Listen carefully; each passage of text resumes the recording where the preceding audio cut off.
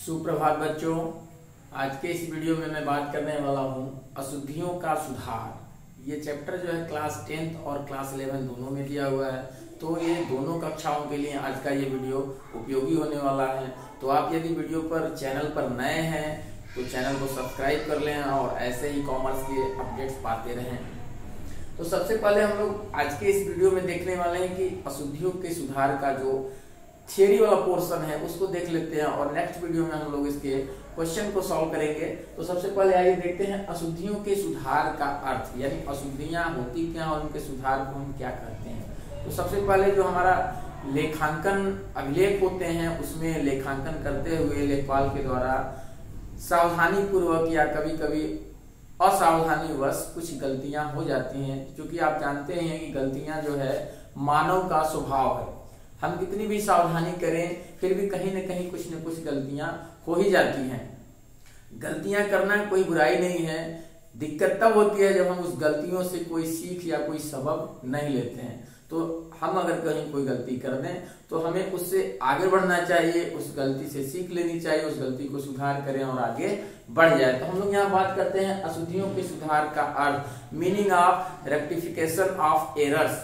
ठीक है, तो बात करते हैं इस पे कि जो गलतियां करना वो मानव का स्वभाव है। कभी कभी अकाउंटेंट लेखांकन पुस्तकों में लेखा करते समय सावधानी पूर्वक या असावधानी पूर्वक कुछ गलतियां कर जाता है और उन गलतियों का प्रभाव कभी कभी तलपट पर नहीं पड़ता है। इस प्रकार की अशुद्धियों को तलपट को न प्रभावित करने वाली अशुद्धियां भी कहा जाता है। और कभी कभी कुछ ऐसी गलतियां होती हैं जिनका प्रभाव तलपट पर पड़ता है, अर्थात तलपट का योग मिलने में समस्या खड़ी होती है।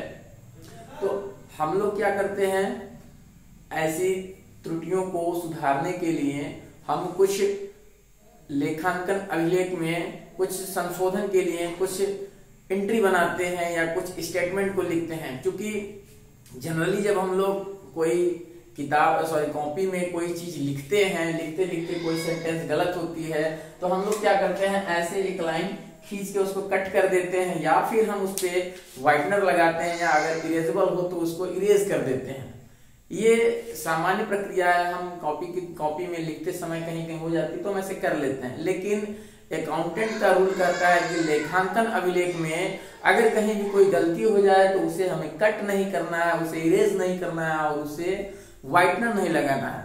वहां हमको क्या करना है कि उन त्रुटियों को सुधारने के लिए एक अलग सेंटेंस लिखना होगा या तो फिर एक अलग एंट्री बनानी होगी जिससे उस त्रुटि का प्रभाव समाप्त हो जाए। ठीक है, तो अगर एक लाइन में हम बात करें कि अशुद्धियों के सुधार का अर्थ, तो लेखांकन पुस्तकों में हुई अशुद्धियों के सुधार हेतु और लेखांकन अभिलेखों को सही करने के लिए अपनाई गई प्रक्रिया को अशुद्धियों का सुधार कहा जाता है। आई बात समझ में? तो जो लेखांकन प्रक्रिया में अशुद्धियों को दूर करने के लिए जो प्रक्रिया अपनाई जाती है उसे हम लेखांकन की भाषा में अशुद्धियों के सुधार कहते हैं। ठीक है, अब ये अशुद्धियों का सुधार हो गया। अशुद्धियां किसी से भी हो सकती हैं, हमें उसको सुधारना कैसे है आज के इस वीडियो में हम लोग देखेंगे।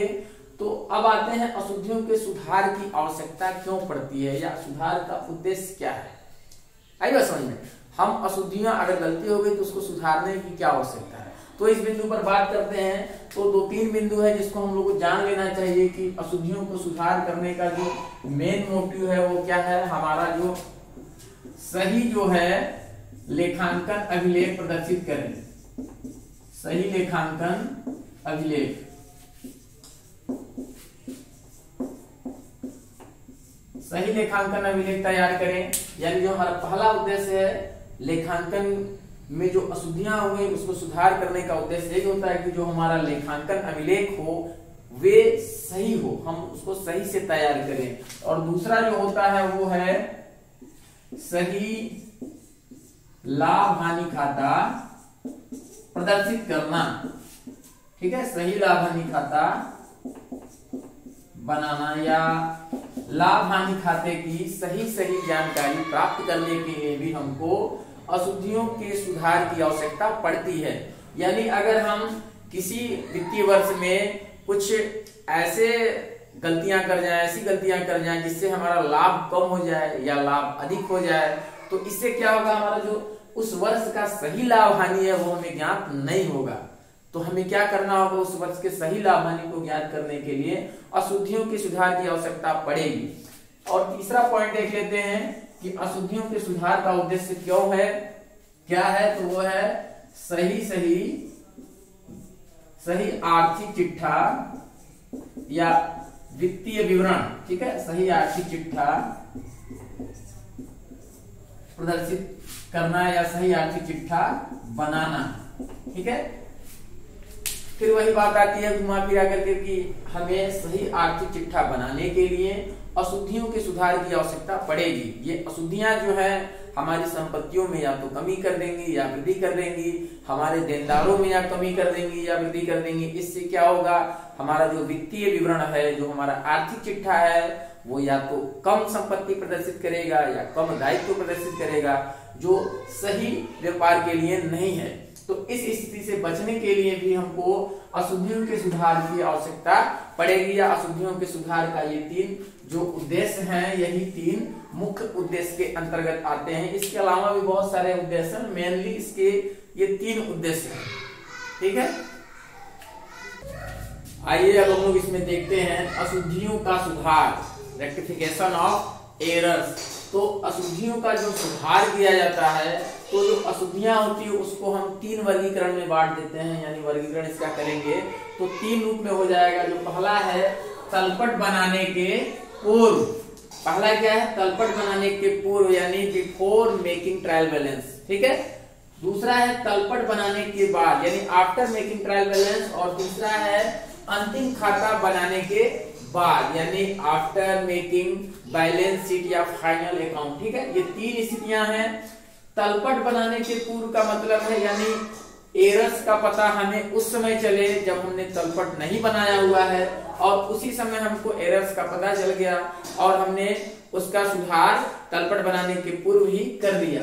वो इस पद्धति के अंतर्गत आएगा, इस स्टेट में कि तलपट बनाने के पूर्व हमने अशुद्धियों का सुधार कर लिया।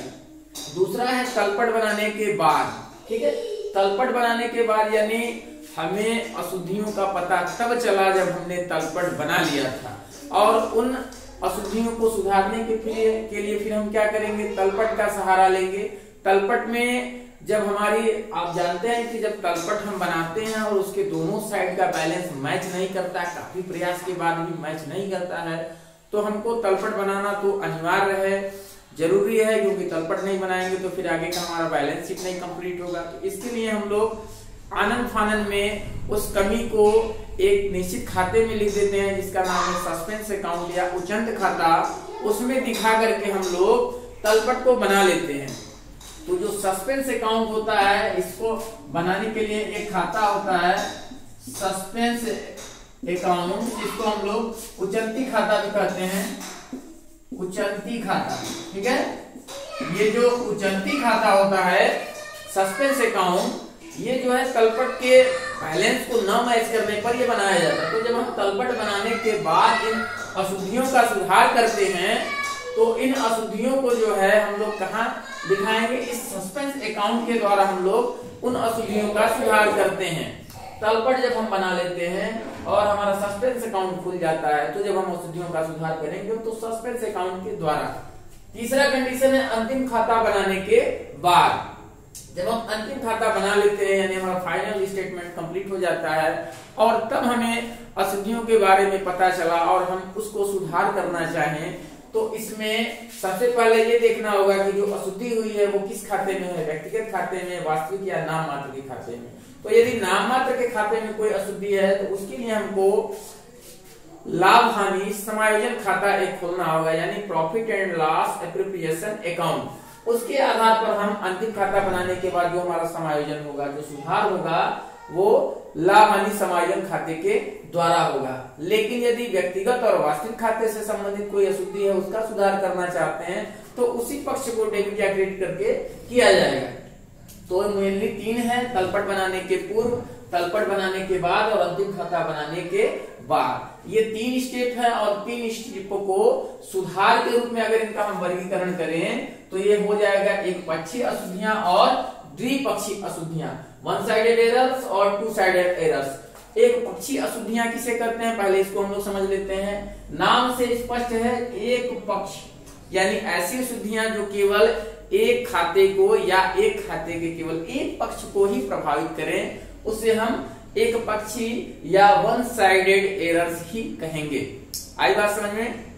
जैसे राम ने मोहन को 100 रुपए दिए, तो इसका दो पक्ष जो होगा, एक तो सोहन होगा और दूसरा कैश होगा। लेकिन हमने क्या करें, सोहन के खाते में लिख दिया, कैश के खाते में नहीं लिख पाए, तो इस प्रकार एक पक्षी अशुद्धि कहलाएगी। आई बात समझ में? जैसे हमने माल खरीदा, नकद माल खरीदा, तो इसकी एंट्री क्या बनेगी, purchase account debit to cash. लेकिन हमने माल खाते में लिख दिया, परचेज में कर दिया हमने डेबिट, लेकिन क्रय खाते में लिखने से रह गए या कम या अधिक अमाउंट डाल दिए, तो वह तो वन साइडेड एरर के अंतर्गत आएगा, एक पक्षीय अशुद्धियां। ठीक है, अब देखते हैं हम लोग द्विपक्षीय अशुद्धियां क्या होती है। यानी ऐसी अशुद्धियां जो दो पक्ष को प्रभावित करें।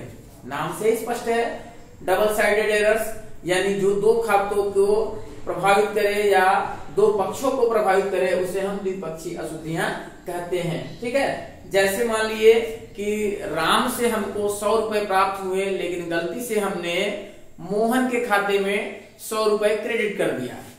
तो पैसा हमको राम से मिला था, cash account debit to Ram होना चाहिए था, लेकिन गलती से हमने क्या कर दिया, cash account debit to Mohan कर दिया। तो अब क्या करेंगे, ये दो पक्ष को प्रभावित करेगी, तो ऐसी अशुद्धि को हम द्विपक्षीय अशुद्धियां करेंगे। यानी इनका जब हम सुधार करेंगे, द्विपक्षीय अशुद्धियों का जब कोई भी सुधार होगा, तो इनकी हम जर्नल एंट्री बनाएंगे। इनकी सुधार के लिए हमको एक जर्नल एंट्री बनाने की आवश्यकता पड़ेगी, और एक पक्षीय अशुद्धियों को सुधार करने के लिए जर्नल एंट्री की कोई आवश्यकता नहीं है। एक स्टेटमेंट लिख दिया जाएगा, जैसे अगर क्रय पुस्तक का जो योग है वो कम लगा दिया गया, तो हम लिख देंगे to under casting of the purchase book. ठीक है, to under casting of the purchase book. इस तरीके से एक स्टेटमेंट लिख देंगे। या मान लीजिए विक्रय वही का जो है योग ज्यादा हो गया, तो यहाँ लिख देंगे to over casting of sales book. इस तरीके से एक स्टेटमेंट लिख देंगे। लेकिन यहाँ जब हम द्विपक्षीय अशुद्धियों का सुधार करेंगे, तो यहाँ पे हम जर्नल एंट्री करेंगे, और जर्नल एंट्री बनाने के लिए हमको क्या करना होगा, देखना होगा कि सही जो हमारी एंट्री थी वो क्या होगी, और जो गलत एंट्री बन गई है वो क्या है, और उन दोनों का समातोलन करेंगे। उसमें देखेंगे कि क्या क्या गलतियां हैं और उसका सही क्या होना चाहिए। उसके आधार पर जब हम बनाएंगे तो द्विपक्षीय अशुद्धियों का सुधार होगा। इस पर अभी आगे हम लोग विस्तार से बात करेंगे। तो अभी एक बार इसको समराइज कर लेते हैं कि अशुद्धियों का जो सुधार है वो 3 स्टेप में होगा, तलपट बनाने के पूर्व, तलपट बनाने के बाद और अंतिम खत्ता बनाने के बाद। अब इसको हम जो सुधार की प्रविष्टियां होगी, जो सुधार के लेखे होंगे, मुख्यतः इन दो आधारों पर होंगे, जो एक पक्षीय अशुद्धियां और द्विपक्षीय अशुद्धियां के अंतर्गत आएंगे। जो तलपट बनाने के पूर्व जो अशुद्धियों का सुधार होगा, उसे हम एक पक्षीय अशुद्धियां ही कहेंगे। कभी कभी दो पक्षीय अशुद्धियां भी आ सकती हैं, ठीक है। लेकिन तलपट बनाने के बाद जब भी सुधार होगा तो वो द्विपक्षीय अशुद्धियों के अंतर्गत आएगा, इसमें भी, अंतिम खाते वाले में भी। आगे हम लोग देखते हैं एक पक्षीय अशुद्धियां को विस्तार से देखते हैं कि इसमें क्या क्या होंगे, इनका सुधार कैसे करेंगे, इनके नियम को समझते हैं।